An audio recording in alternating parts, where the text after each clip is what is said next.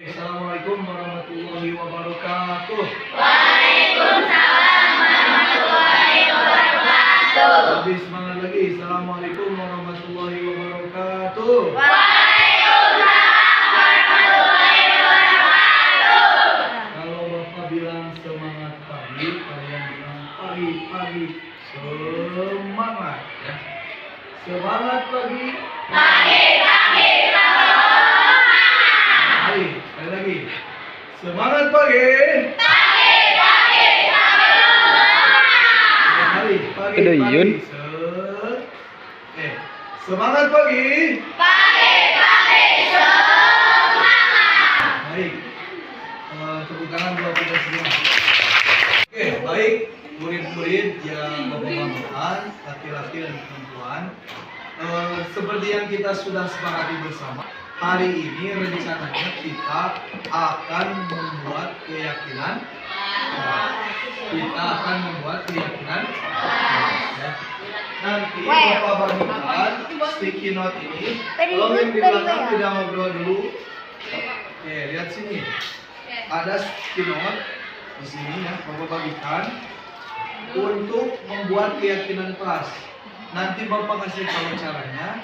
Sekarang tolong bilang satu orang satu ya, bantu. Jadi yang sedang bertugas tidak dibantukan.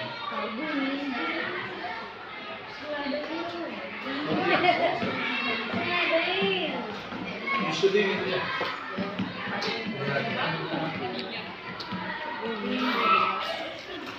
Jangan dulu ditempelin ya. Si lemnya diisi kenapa?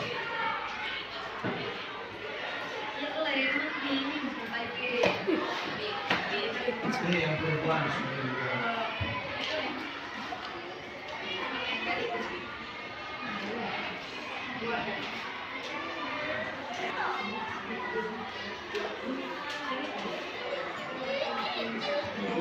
Oke, stop dulu.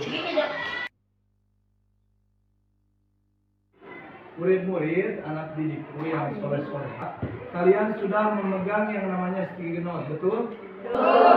Berapa sticky note yang kalian pegang? Betul ya.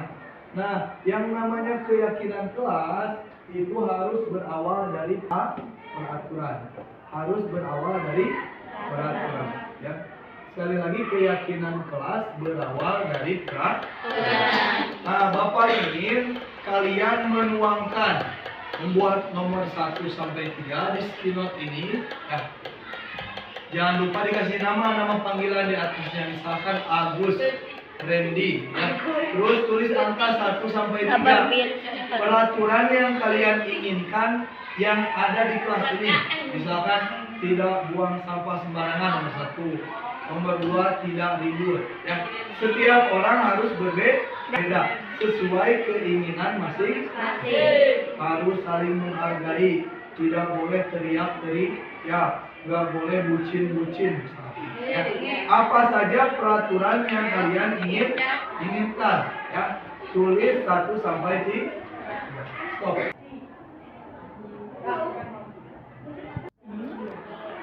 Sekali lagi silahkan buat peraturan sebanyak 3 poin yang ingin kalian laksanakan di kelas ini ya, di kelas 7E. Buat 3 peraturan yang ingin kalian laksanakan di kelas 7E.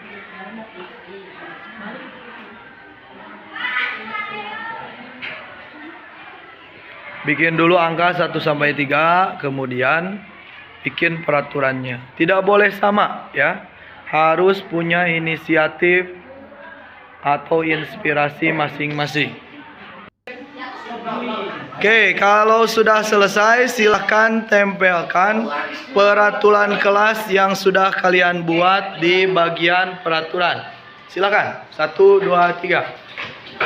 Berjajar ya. Ke pinggirnya 5, ke bawahnya bebas. Nah, gitu.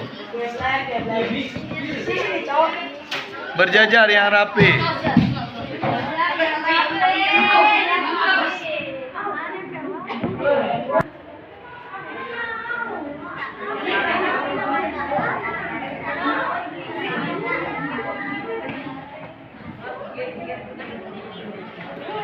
Sekali lagi yang sudah membuat peraturan kelas, sebelum kita ubah ke keyakinan kelas, silahkan tempelkan dulu.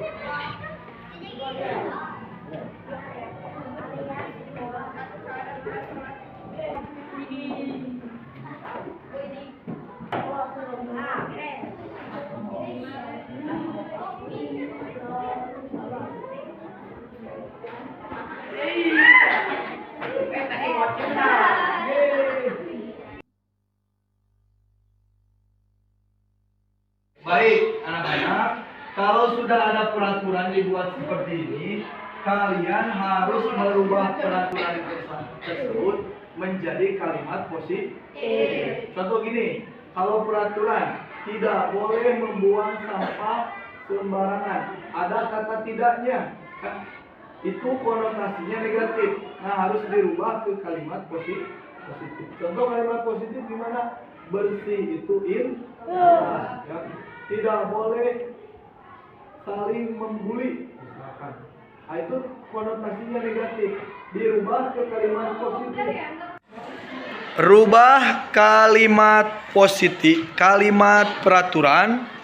Tidak boleh ada pembulian ke dalam kalimat positif. Tadi Bapak sudah contohkan. Sekali lagi, rubah kalimat negatif peraturan menjadi kalimat positif. Nomor 1, tidak boleh ada pembulian. Nah, itu dirubah menjadi kalimat positif sebelum menjadi keyakinan kelas. Sekali lagi, dirubah dulu kalimat peraturan yang negatif menjadi kalimat yang positif. Rata-rata kalimat peraturan itu negatif, ya. Ada tidak, jangan, stop, ya. Dirubah dulu ke positif. Sekali lagi, coba kita dengar kalimat positif dari Isna. Iya mah. Contohin dulu, gimana kalimat positif tidak boleh ada pembulian.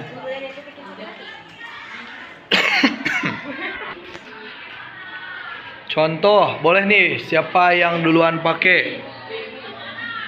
Kelas aman tanpa bully. Nah, itu kalimat positifnya. Sok tulis. Enggak, satu aja. Satu aja, nanti beda lagi kan? Ya. Kelas aman tanpa bully.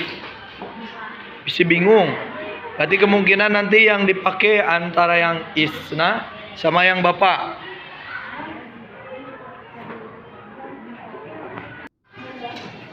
Menghadap ke temannya, tolong didengarkan. Tidak boleh ada pembulian. 2, dilarang membuang sampah sembarangan. 3, tidak boleh ada yang keluar kelas di saat jam pelajaran. Oke. Ambil salah satu, menghadap ke teman dan bacakan. Yang lain mendengarkan. Tidak boleh tidur di kelas. Tidak boleh ada bullying di kelas. Jangan membuang sampah sembarangan di kelas. Oke. Itu ambil salah satu, kemudian dibacakan ke teman-teman. Jangan membuang sampah sembarangan. Oke. Jaga kebersihan. Oke. Jangan membuli teman. Oke, terima kasih. Tidak di kelas. 2, buang sampah pada tempatnya. 3, tidak boleh membuli sesama teman. Oke.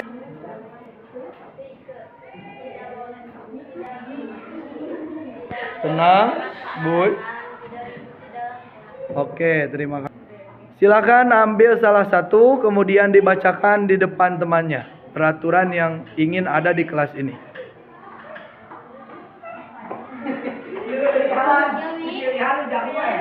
Yang siapa aja, Mi? Diacak aja, Mi. Oke, silakan bacakan, Mi, yang keras, Mi. Muhammad Dwi. 1, tidak ada keributan di kelas. Oke. 2, jangan coret-coret meja. Oke. Dari Meja. 1, jangan membuli. 2, jangan buang sampah sembarangan. 3, selalu menyapa. Selalu menyapa. Oke. Siap. Tuh, langsung kembali ke tempatnya. Terima kasih. Next. Sok tenang dulu, tenang dulu. Kudu sampai beres nih ya. Oke.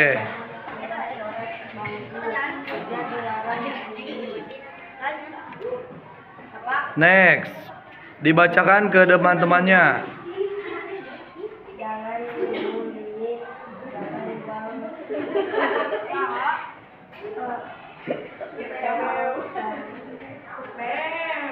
Mel. Siap, Alpin. Yang keras, Pin. Satu, tidak boleh membuang sampah sembarangan. Dua, tidak boleh giring. Tiga, tidak boleh ribut.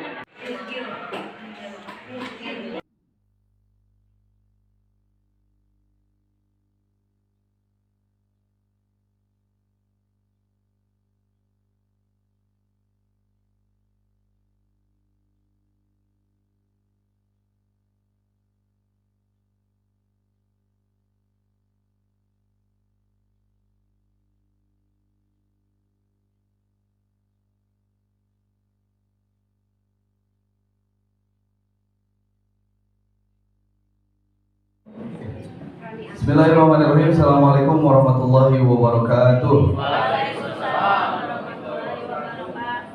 Alhamdulillahirabbil alamin wa bihi nasta'in wa ala umuri dunya waddin wassalatu wassalamu ala asrofil anbiya wal mursalin sayyidina Maulana Muhammadin Muhammad. Yang saya hormati fasilitator sekaligus pengawas pembina, kemudian yang saya hormati kepala sekolah, dan yang saya hormati urusan bidang kurikulum, kesiswaan dan lain sebagainya, juga rekan-rekan Bapak Ibu guru yang saya banggakan. Izin memaparkan, bentuknya lebih ke diskusi karena memang tadi secara runtut dan jelas itu ada di slide-nya Pak Muzamil. Saya lebih mengerucut kepada budaya positif ya. Sudah seperti Bu Bapak kenal, Muhammad Agus Sepo Bahri, CGP Angkatan 8. Alhamdulillah sudah menjadi keluarga besar SMP Negeri 1 Cisolo. Kemudian fasilitator saya ini Bu Tri Novita Indriani SPDSI dari Jawa Timur, tugasnya di SMP 5 Kalimantan Tengah ya. Jadi beliau sudah tinggal di sana dan bersama keluarganya. Kemudian pengajar praktiknya Bu Rani Nur Hikmah. Alhamdulillah ada di sini. Hadir. Beliau orang Cisaat dan mengajar di apa namanya TK ya, di TK. GP-nya seangkatan dengan Pak Mahmud waktu itu angkatan 3. Kemudian dia melanjutkan ke pengajar praktik. Nah, dari budaya positif itu sendiri, barangkali ada yang mewakili Bapak Ibu yang terlintas satu orang, atau apa sih yang terlintas dari budaya positif itu? Dari pemaparan yang disampaikan oleh pembicara tadi, barangkali dibentuk sharing saja, tidak lama, insya Allah sekitar 7 menit lah. Tahu apa namanya? Budaya positifnya tahu gimana? Kurang lebih sama seperti yang dipaparkan tadi ya. Nah, ini tuntutan mungkin ya, seiring berjalannya waktu dan perubahan kurikulum. Karena memang dituntut harus dinamis, berubah. Tidak mungkin kita gamon kalau kata anak SMP gagal move on terus aja di kurikulum 2013, tidak mungkin. Karena tuntutannya memang harus berubah. Seorang guru harus memiliki kompetensi atau kemampuan dalam mewujudkan budaya positif di sekolah ya. Sebetulnya sudah ada dan tergambar di sekolah ini. Kayak di saya dulu hanya 1 kali gitu kan sholat duha dalam seminggu, di sini 4 hari, itu sudah luar biasa ya. Budaya positif tersebut dapat dijalankan dengan menerapkan konsep-konsep. Nah, yang saya ingin bagi pada pemaparan ini berkaitan dengan konsep yang budaya positif. Kalau Pak Muzamil tadi lebih ke runtutan dari filosofis Ki Hajar Dewantara, kalau saya lebih ke konsep inti dari budaya positif itu sendiri ya. Ada 5 Bapak Ibu. Inti dari konsep budaya positif. Yang pertama ada disiplin positif, kemudian motivasi perilaku manusia, kemudian ada hukuman dan penghargaan, kemudian ada posisi kontrol, dan yang terakhir ada restitusi dan segitiga restitusi. Nah, ini budaya positif di rumah, di sekolah ternyata bisa diaplikasikan gitu dengan menggunakan konsep-konsep ini. Pertama ada disiplin positif, kemudian motivasi perilaku manusia, posisi kontrol, keyakinan sekolah atau keyakinan kelas, dan pendekatan segitiga restitusi. Nah, ini disiplin positif. Definisi sederhananya, cara penerapan disiplin yang mengajarkan anak bertanggung jawab dan menumbuhkan kesadaran berdasarkan nilai-nilai kebajikan. Ya. Biasanya kita aplikasikan di keyakinan kelas, skup terkecilnya, baru nanti ke keyakinan sekolah. Kemudian lebih ke arah disiplin yang dapat mengontrol diri dan melakukan segala tindakan yang akan dilakukan. Di sini kita mencoba menghipnotis atau menanamkan supaya peserta didik atau murid berpikir sebelum bertindak itu. Seperti kejadian kemarin ketika saya merestitusi anak didik saya di kelas 7E, memang belum ternerap itu bahasa Sunda, tapi minimal sudah kita lakukan ya. Dapat membuat murid memahami dan menyadari berdasarkan motivasi internal, bukan akibat paksaan gitu ya. Harus timbul dan muncul dari kesadaran peserta didik. Nah, ini motivasi perilaku manusia. Karena yang kita hadapi manusia, peserta didik, itu pasti memiliki motivasi perilaku.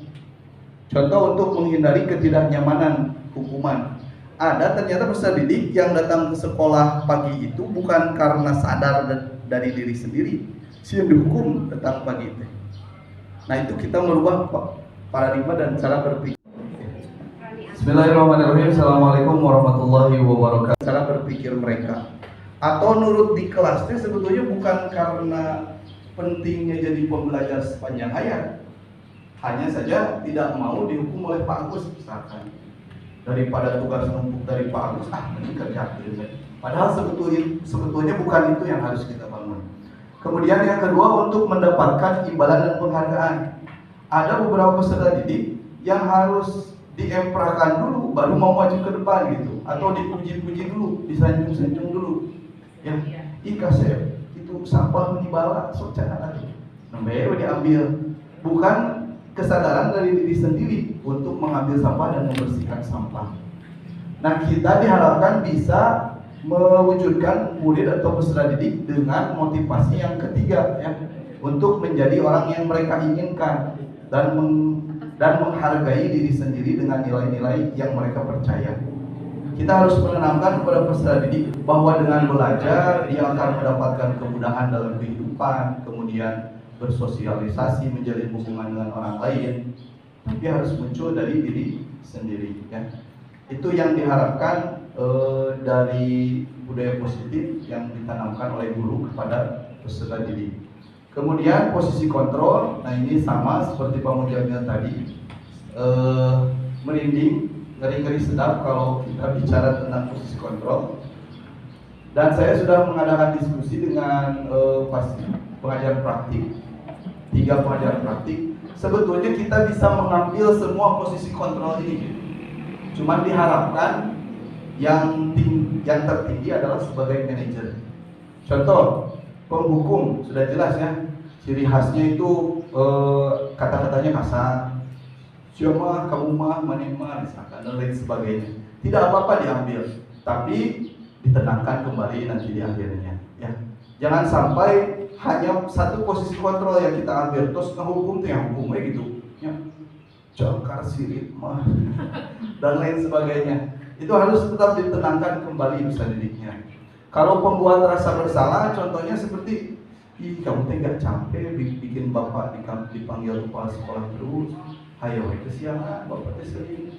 Nah ini yang lebih bahaya justru posisi kontrol guru sebagai pembuat rasa bersalah, bisa membekas dan tertanam di hatinya. Ih orang tadi jahat-jahat ke guru teh, jika dipanggil ke kepala sekolah ya.